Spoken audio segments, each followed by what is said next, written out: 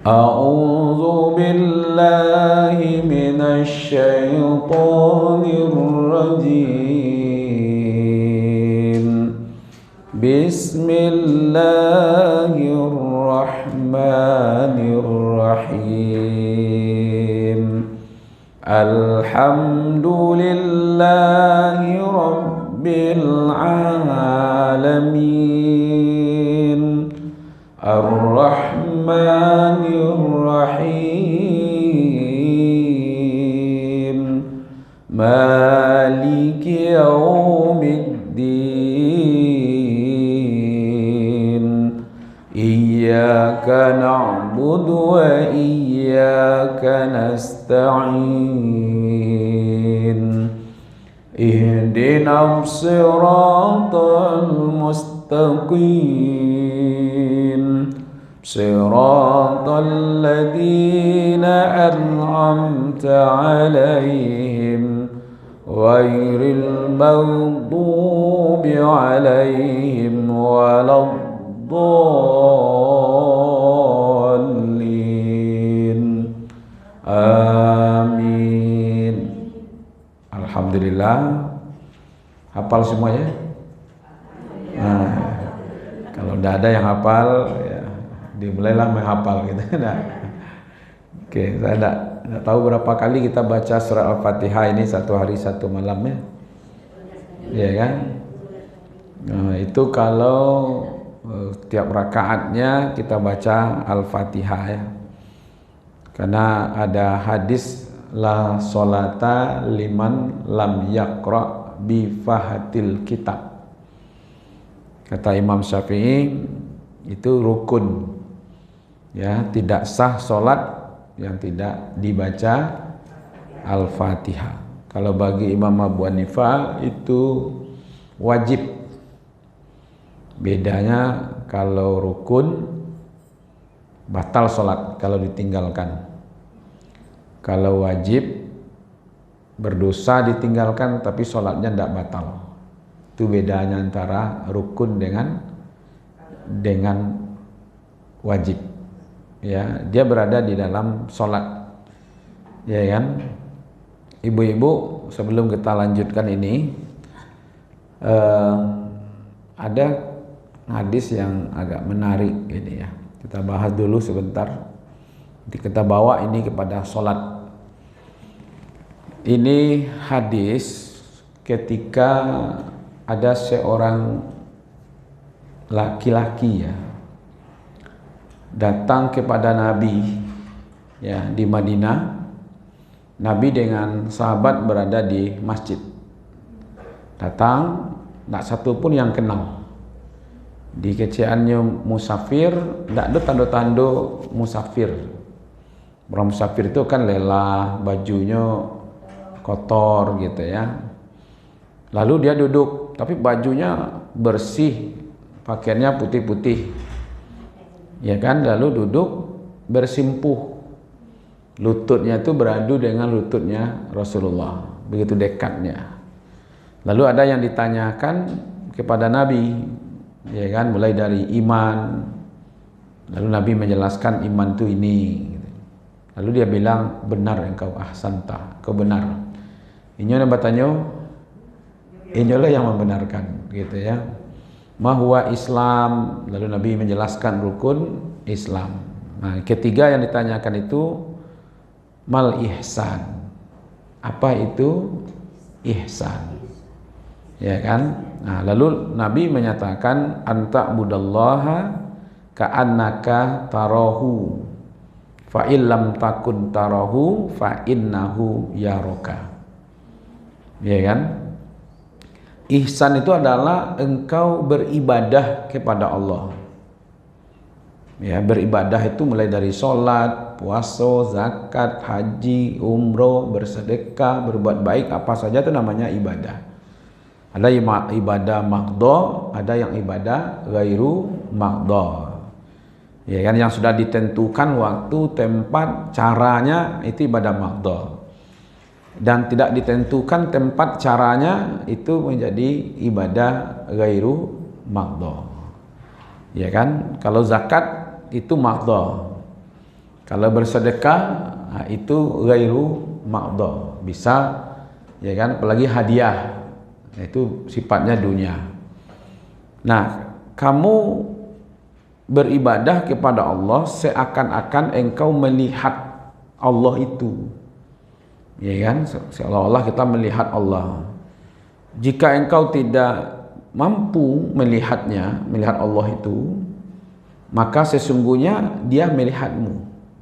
Berarti tanamkan keyakinan dalam diri kita bahwa Allah itu sedang melihat. Apa yang ibu kerajukan? Baca Quran, Allah sedang melihat kita, kita baca Quran. Sedang bersedekah, Allah melihat kita. Ya, tidak perlu pusing-pusing, ya kan? Mau orang melihat tak nyocali orang, tak ada masalah, karena Allah melihat kita, gitu, ya kan? Nah, hadis ini hadis yang mutawatir, ya, di atas sahih sebenarnya lagi. Kenapa? Karena banyak orang hadir di situ tuh, banyak orang gitu. Jadi hadis mutawatir itu hadis yang diriwayatkan oleh banyak orang waktu itu. Nanti orang yang banyak ini menyampaikan pula kepada banyak orang. Orang yang banyak ini pun nyebar pula gitu. Nah, itu hadis mutawatir namanya, di atas sahih. Ya kan, kalau hadis ahad tuh agak sekian orang saja, pokoknya saya menerima dari Rasul, saya aja yang menerima dari Rasul kan. Nah, yang lain belum gitu. Nah, itu bisa namanya hadis ahad. Nah, ini hadisnya mutawatir, betul-betul banyak orang yang hadir pada waktu itu gitu. Nah, ini penjelasan singkatnya saja dulu tentang hadis ini. Engkau beribadah seakan-akan melihat. Ya, karena maksudnya bukan melihat dengan mata, karena tidak bisa kita melihat Allah dengan mata, gitu ya. Allah itu maha besar, kita ini makhluk kecil, ya kan? Kalau kecil dilihat itu pun tidak nampak. Kalau kita kecil lalu besar, apa yang akan nampak gitu? Tidak kemampu kita gitu, ya kan? Gajah tu gadang tu dicaliak dari samping nampak, ya, badan gadangnya nampak gitu. Dari muka bilalainya nampak, kan? Ya kan, dicaliak dari bawah kakinya, telapak kaki gadangnya nampak gitu ya. Maka kita tidak mampu gitu. Nah, artinya di sini sebenarnya kita melihatnya dengan basirah, dari hati. Ya kan? Nah, nanti kita kaitkan dengan solat, ya kan? Karena kita akan membaca Al-Fatihah kan dalam solat. Kaitkan itu. Berarti hati kita itu meyakini kita melihat Allah gitu. Kalau tidak rasanya ada di situ, maka yakinkan Allah sedang melihat kita gitu. Jadi ketika solat tuh ibu-ibu nanti rasakan bahwa Allah tuh sedang mencari awak. Jadi tidak ada bermain-main, tidak ada berlengah-lengah gitu. Itu yang diinginkan sebenarnya. Jadi fokus, karena ada yang memperhatikan kita, ya kan? Nah, maka dua di situ. Satu, lihat dengan hati, rasakan. Jika tidak bisa melihat Allah dengan hati, maka yakinkan hati kita bahwa Allah itu sedang melihat kita luar dalam, sampai ke niat-niat kita itu dilihat oleh Allah tuh. Apa niat awak sebenarnya ibadah, ya kan? Sehingga kita bisa, ya kan, terpelihara dari kemaksiatan. Karena dimanapun kita berada pasti Allah gitu, mendengar di situ, Allah melihat di situ, Allah mengetahui di situ gitu. Kita ini kadang-kadang tidak merasa takut, ibu-ibu.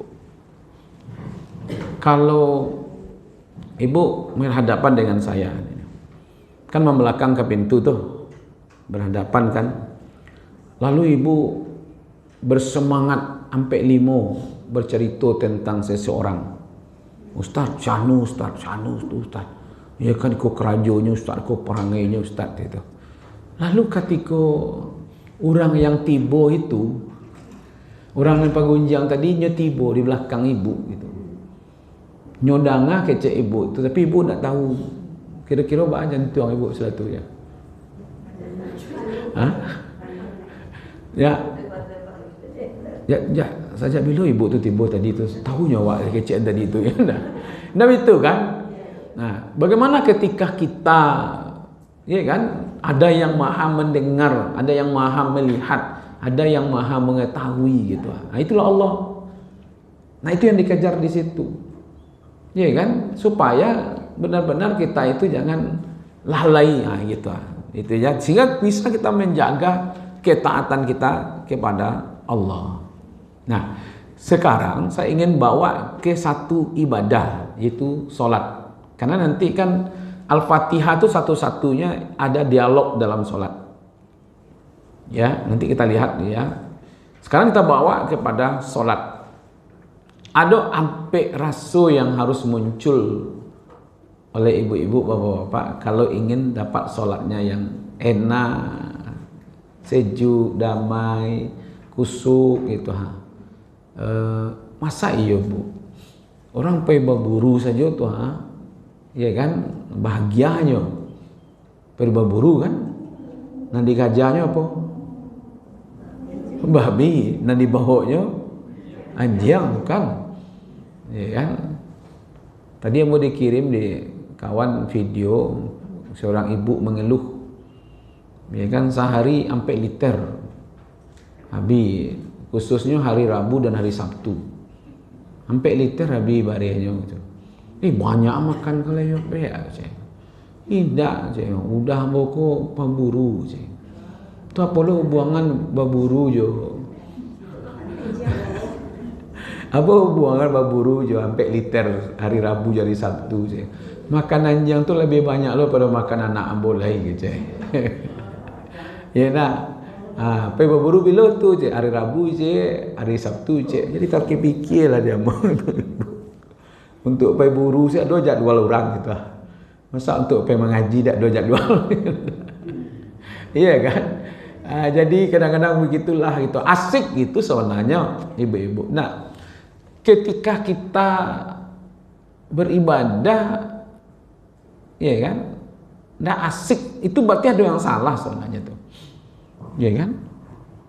Harusnya asik gitu, sholat tuh asik, enak gitu, adem, bahagia gitu bu, ya kan? Nah, itu yang kawak cibuk ini kau mencari bah rasanya sholat tuh bahagia pak, ya kan? Seperti orang pergi bersepeda tuh bahagianya. Hujan-hujan mau ikut ibu lagi jo angkot tu jo auto jo motor pakai mantel. Ku jo sepeda mau cari tadi tu. Mau jadi je tu mau. Ya, karena nyo bertemu kebahagiaan di situ gitu. Bisa orang pergi berburu nyo bertemu kebahagiaan. Walaupun mengajar-ngajar bersorak-sorak jo kajar aja gitu enggak. Padahal aku kalau dapet babi ku ndak liquidnya makan tu. Ada nyoba pulang. Nggak ada kan, tapi nyo bertemu kebahagiaan di situ gitu. Ada tuh ibu-ibu yang hari Sabtu, kalau enggak hari Ahad, dan apa namanya, Car Free Day apa? Ya kan, jalan situ, jalan kemari, ya senang hatinya. Ya kan, nyo bertemu kebahagiaan di situ gitu Atau nama lonjak-lonjak tuh bu, 1, 2, 1, 2. Apa namanya tuh? Iya, senang, bahagianya bu, melonjak-lonjak saya bahagia tuh. Tepuk tangan, tepuk kemari, berhitung saya 1, 2, 1, 2, 1, 2. Ya nak, apa sorak bahagianya gitu. Ketika ada ibadah besar pak, ibadah sholat ini kan ibadah besar ini, ya kan? Masa ada bahagia gitu, ya kan? Nah, 4 tuh yang pertama bapak ibu, di samping menyempurnakan wudhu itu ya. Kemudian beri waktu ibu. Memang kalau mau melaksanakan sholat itu kalau bisa siapkan waktu minimal 10 menit itulah mulai wak ditanang gitu. Makanya ketika kita ikomat, umpamanya tadanga orang ikomat, awak kan tidak boleh tergesa-gesa datang lah. Ya kan, banyak kaja awak kan saja Allahu Akbar. Tu awak kaja kan, tu orang lah mulai berdiri awak masuk gitu. Allahu Akbar. Sasang adanya kan. Kalau hari angin itu hanya palu tapi di itu. Hilang kekusukan awak itu maksudnya. Jadi memang harus santai pak. Biarlah kalau nak dikaja-kaja ustaz dekut talambe. Ya kalau nak talambe aja capek tibo. Lucu ya, datang terlambat tuh tidak ingin terlambat kan, balas cara kan. Memang disiapkan gitu.